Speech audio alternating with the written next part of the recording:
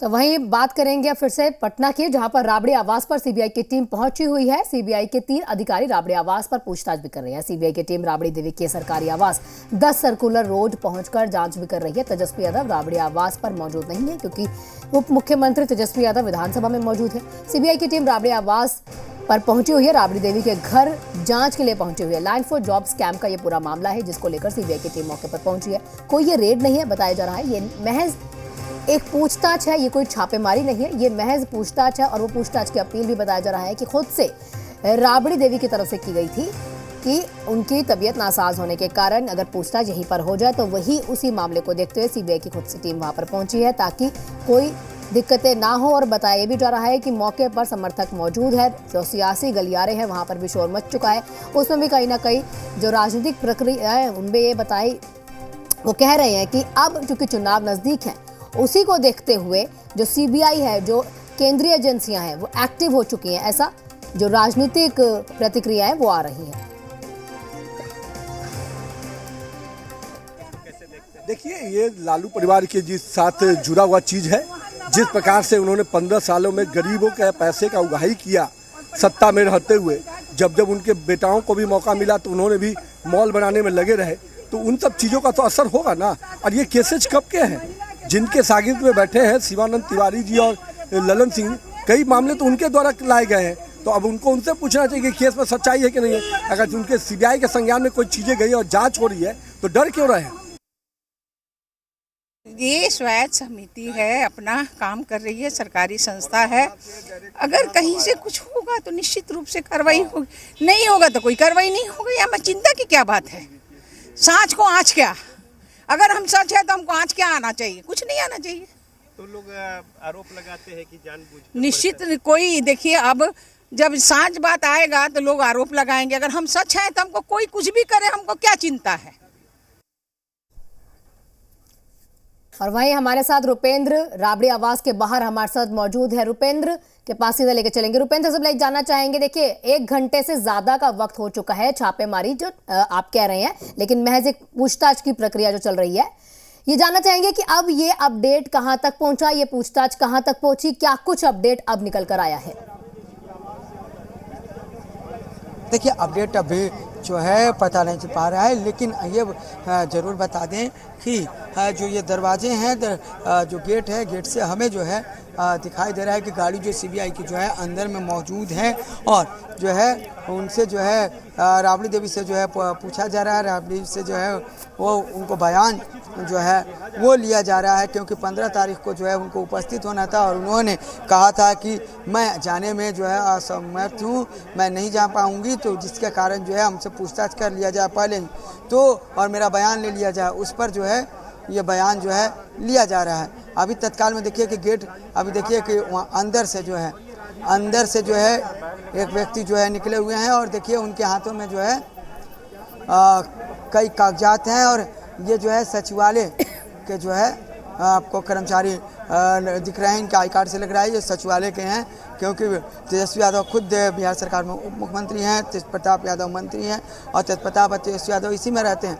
तो अभी जो है पूछताछ की बात की जाए या यूँ कहा जाए कि उनसे उनका बयान राबड़ी देवी से लिया जा रहा है, वो तमाम चीज़ें की जा रही हैं, लेकिन अंदर क्या पूछताछ हो रही है या क्या बयान जो है हो रहा है, ये अभी साफ नहीं हो पाया है कि सीबीआई किन किन मामलों पर बात कर रही है, किन किन मुद्दों पर बात कर रही है। अब लगातार समर्थकों का आने का सिलसिला जो है वो शुरू हो गया है। और आप देख सकते हैं कि एजिया यादव जो है वो पहुंची हुई हैं और एजिया यादव से हम बात करेंगे सीधे।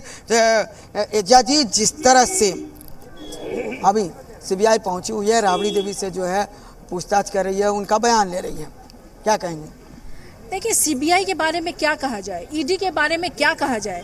बीजेपी जिस तरह से सभी ऑर्गेनाइजेशंस को डरा के धमका के अपने काबू में की हुई है, मिसयूज कर रही है। नीरव मोदी भाग के देश छोड़ करके, अदानी के साथ पता ही नहीं चल रहा है ये लोग क्या कर रही है। अगर पीछे पड़ी हुई है तो ऑपोजिशन के लालू प्रसाद यादव ऑपोजिशन के एक बहुत ताकतवर और मजबूत चेहरा है। 24 पे चुनाव है, बीजेपी डरी हुई है। हर मीडिया हाउस से खबर आ रही है कि 24 में बीजेपी का पत्ताफाश सीट मिलने वाला नहीं है, बीजेपी हार जाएगी।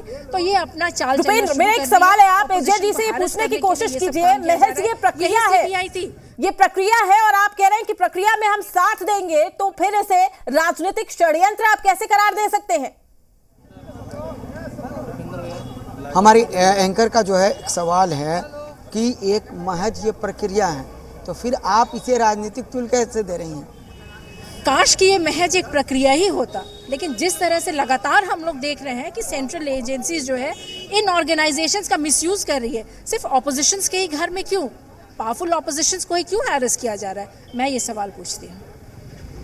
तो आना आपसे इन्होंने सवाल किया है कि जिस तरह से जो है केवल जो है विपक्ष को ही क्यों टारगेट किया जा रहा है। जी देखिए रुपेंद्र, चूंकि हम तो सिर्फ सवाल कर सकते हैं और अंदाजा लगा सकते हैं कि ये हो रहा है, लेकिन सवालों के जवाब देना, क्योंकि ये केंद्र की एजेंसियां हैं और ये जो एजेंसियां होती है अपना काम करती है, लेकिन यही अगर जो भी चीजें हैं अगर किसी सत्ता पक्ष के नेता पे या फिर किसी और जगह पे चल रहे थे, तो यही लोग होते जो ये कहते हैं कि ये जो चीजें ये आम प्रक्रिया है, उन्होंने कुछ किया होगा तभी ऐसा हुआ है।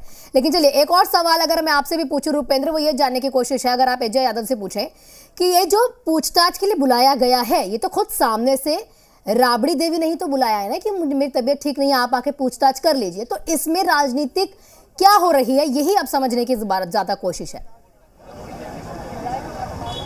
देखिए राजनेता जो होते हैं किसी भी अवसर को जो है वो भुनाना चाहते हैं, और आरजेडी भी जो है इस अवसर को भुनाना चाह रही है, क्योंकि जो प्रक्रिया के तहत जो है सीबीआई आई हुई है। हम अजय यादव से जो है जरूर आपके सवालों का जवाब लेंगे। देखिए राबड़ी देवी ने खुद बुलाया था, कहे कि 15 तारीख को मैं जाने में असमर्थ हूँ, मैं नहीं पहुँच पाऊँगी कोर्ट, तो मेरा बयान यहाँ ले लिया जाए। लेकिन आरजेडी तो इसको एक तरह से तुल दे रही है, राजनीति बता रही है।